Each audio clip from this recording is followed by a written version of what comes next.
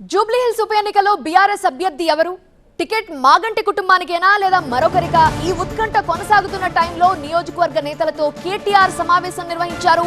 ఈ ఎన్నిక ప్రతిష్టాత్మకంగా తీసుకుని క్యాడర్ అంతా కలిసి పనిచేయాలన్నారు కేటీఆర్. గోపీనాథ్ ఉంటే పేదలకు అండగా ఉండేవారని కేటీఆర్ అన్నారు. గోపీనాథ్ కుటుంబ సభ్యులు ఇంకా సెటిల్ కాలేదని, పార్టీ కార్యకర్తలు అండగా ఉంటే గోపీనాథ్ కుటుంబం నిలబడుతుంది అన్నారు. జూబ్లీ హిల్స్ ఉప ఎన్నికలో బీఆర్ఎస్ ను గెలిపించాలని ఆయన కోరారు. మనందరి ఆడబిడ్డ మీ అందరి ఆశీస్సులు తప్పకుండా వారికి ఉంటాయని నేను ఆశిస్తున్నా. గట్టిగా సభలు కొట్టరా.